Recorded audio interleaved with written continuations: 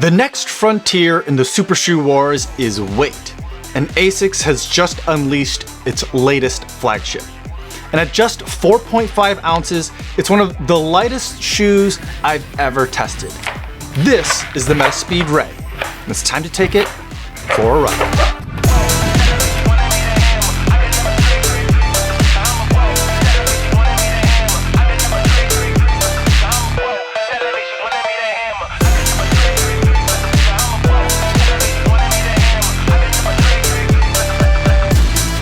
Yo, what's going on? My name is Kofuzi and I'm a non-elite runner who reviews running shoes here on YouTube. And today I want to talk to you guys about the ASICS Metaspeed Ray.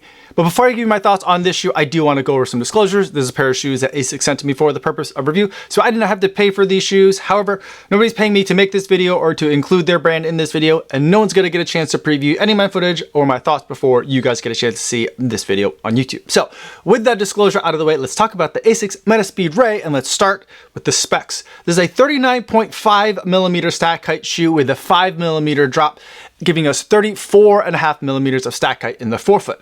And in this shoe, we've got one main component, and that's ASICS' new FF Leap midsole. It's an ATPU material, the kind of compound that I've been loving in race product for the last, I think, year or maybe a little bit longer than that. And this is a very special iteration of ATPU. It's extra tall, but it's also extra quick smushing and extra quick rebounding. And inside the shoe, there isn't a full-length carbon fiber plate. There's more of a teardrop shaped plate towards the forefoot, kind of like a forefoot stabilizer that's in the shoe to keep this very squishy material from getting too squirrely. On the outsole, we have a pattern that's very similar to what we saw in the Metaspeed Sky with a lot of exposed foam underneath. The material that they're using though is ASICS grip, so there's going to be plenty tacky. Plus there are all those holes that are cut into the rubber that serve as different kind of bite points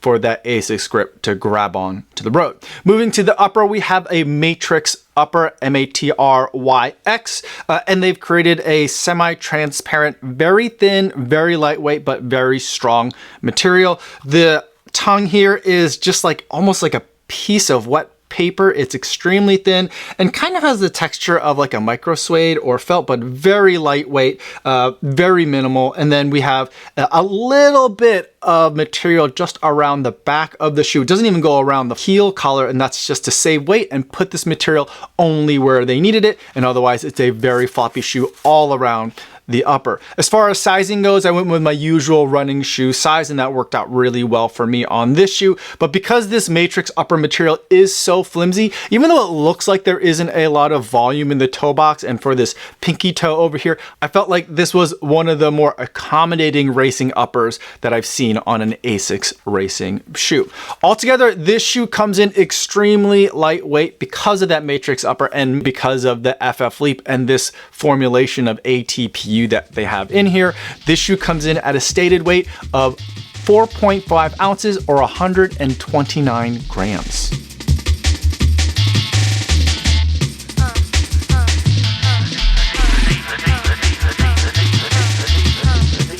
Now that we've talked about what this shoe is like on paper, let's talk about what this shoe is like on the road. The Metaspeed Ray is an aggressive racer, but it's not harsh. I love ATPU foams, and the FF Leap, and specifically the FF Leap that's in the Metaspeed Ray, is a wonderful expression of just how good ATPUs can be for racing product. Now, we've also seen the ATPU in a bunch of different shoes now from ASICS, and specifically from racing, we've seen it in the Metaspeed Edge and the Metaspeed Sky. And I don't know if it's the combo of FF Leap and FF Turbo Plus that's in the Metaspeed Sky and Edge that make it feel different, or if it's actually a different formulation of ATPU that's in the FF Leap in those shoes. But the FF Leap that's in the Metaspeed Ray feels very different to me. The compression is much faster and much more significant. I feel like I'm standing on a crumple zone. The shoe is kind of collapsing underneath me, but then also it decompresses really quickly in a way that just brings that foam back to life. So even though it's smushing down, it unsmushes or bounces back in a very pleasant, very quick way that doesn't make the shoe feel mushy, and it makes the shoe feel really exciting for racing. Combined with it's an extremely lightweight and that paper thin upper, that matrix material upper, which is like really hard to put on and does sometimes result in a little bit of like tongue kind of like scrunching underneath the laces. It really feels like your foot is like cutting through the air. The lightness of the shoe is one of its superpowers, but underneath that as well is the really fun FF Leap ATPU foam to go along with it. So this is kind of like a dream shoe for me in terms of exactly the experiences that I'm looking for in a racing shoe. Some people might think that the shoe is going to be way too squishy. Some people are going to think that the shoe is way too unstable, but for me, it's just right. And I tested it at a variety of different paces. I did 800-meter repeats in a prototype version of the shoe that was slightly different than the shoe that I have here in the production model, but the two are similar enough that I didn't feel like I needed to do repeat testing of that. So the 800-meter repeats that I did in the shoe felt great to run at like my VO2 max kind of speed, but I also did mile repeats and also some marathon effort miles in it as well. So for me, kind of as a road marathoner, that's the range of speeds that I do all of my speed work in, other than just doing some strides, which I also did in this shoe. The entire range of speeds that I ran this shoe in, I felt like the foam responded well to what I was trying to do, and it was really fun and really exciting to do so. A lot of shoes are great at kind of mile repeat range, but when you get to VO2 max speed or slowing down to kind of marathon effort, or maybe even a little bit slower than that, I feel like that's where you start to see any of like kind of the wheels falling off in terms of, is it too unstable or is it too squishy of a foam? The FF Leap for me, as someone who does admittedly really like squishy and slightly unstable shoes, I felt like this shoe was fantastic for any of the speeds that I was able to throw at it. I know that I could have a lot of fun racing a road 5K in this shoe, and I also know that I could take this shoe to the marathon distance because I feel like this shoe has everything that I need to feel supported throughout either of those paces and distances.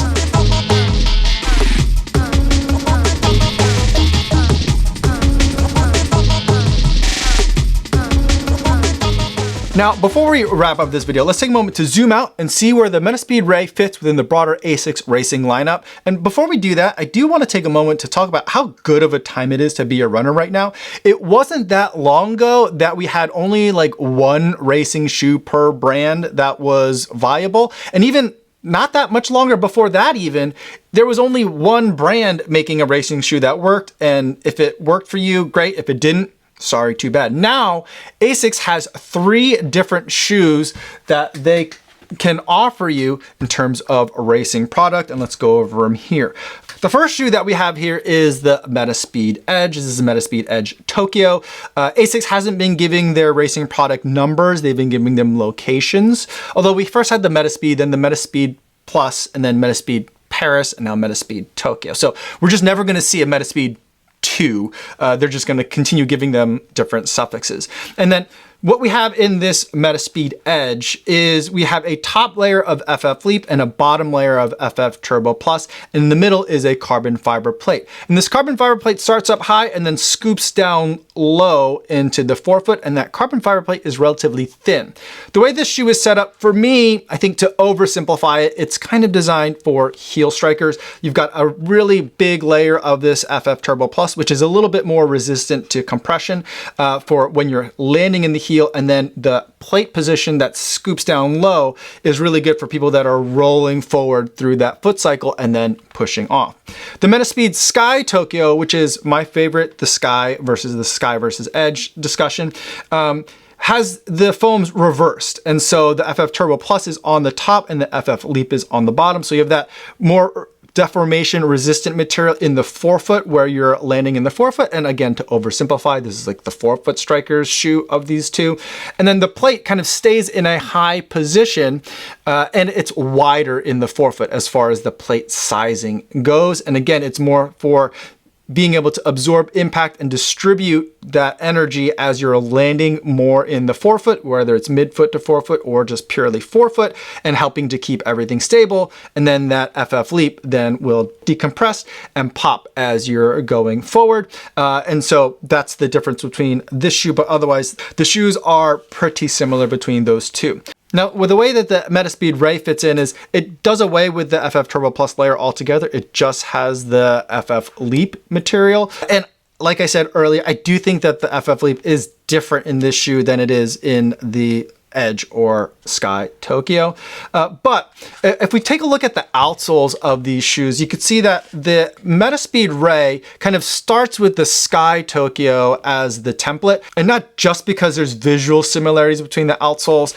There isn't like this little notch cut out in the Edge Tokyo, but there is a little notch cut out in the heel over here. And these notches that are in here are intended to show you, or intended to work better with where that kind of initial strike is going to be on the ground, because then there's less rubber kind of holding everything in, and it lets the foam kind of move a little bit more freely. So we have a little bit of a notch here in the forefoot of the Sky Tokyo. So as you're landing in that forefoot and then rolling kind of medially and then pushing off, you've got a nice big extra flare of foam on that ball of your foot to work in tandem with the extra room for the foam to expand underneath this notch. We have that same notch in the Metaspeed Ray, and when I talked to ASICS product developers about it, they did say that the Ray isn't per se a Sky shoe or an Edge shoe, but it did start with the Sky as kind of the inspiration.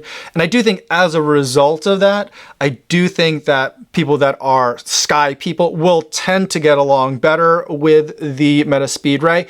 But I've also done a bit of heel striking on this shoe just to feel how stable or unstable it might be, because it looks like with this really soft foam in the back and that not that wide of a heel flare, that it would be very unstable. But for me, at least, it felt fine to be able to do some heel striking in there too. And I also think that as far as the differences between the Sky and Edge go, I feel like the differences between these shoes are smaller than ever. So I do think that both Edge and Sky runners can enjoy the Ray, but I do think that the slight edge is going to go to people who prefer the Metaspeed Sky Tokyo. Those are the ones that I think are best candidates for running in the Metaspeed Ray.